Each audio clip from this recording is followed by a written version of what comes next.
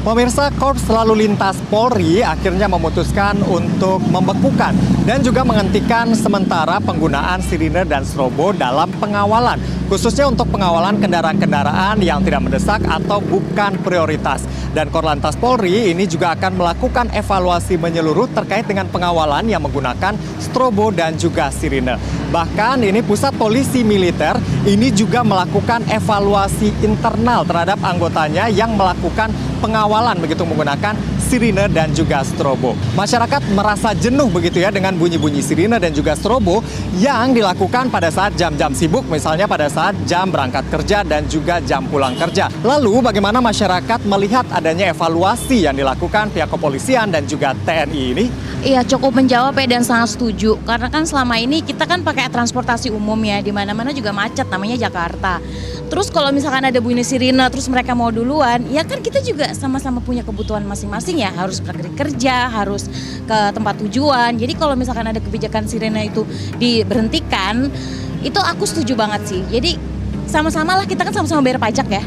Jadi sebagai warga negara yang bayar pajak, kita disamain aja hak dan kewajibannya gitu.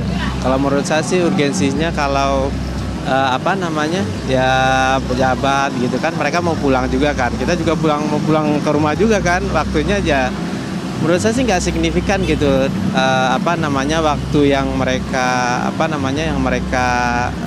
dapatkan pakai strobo itu dibandingkan dengan macet yang bertambah kan, jadi nambah macet gitu mas. Kalau menurut saya Terganggu juga berarti dalam aktivitas. ya terganggu. Saya kadang-kadang nyetir juga bawa mobil gitu, misalnya kalau ada yang strobo di belakang itu kan saya jadi ini gitu kan, wah agak kagok gitu. Nah takutnya kadang-kadang bisa menyebabkan kecelakaan juga gitu.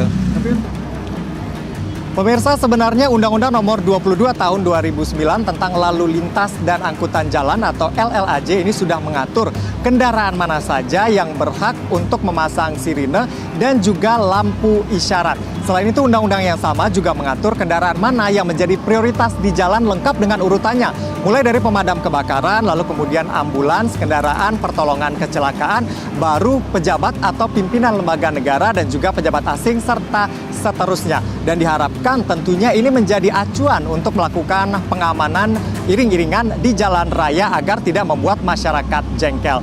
Dan satu lagi, tentu kita berharap jangan sampai viral dulu baru ditindaklanjuti. Dari Jakarta, Anwar Fuadi, Firman Adriana, Metro TV.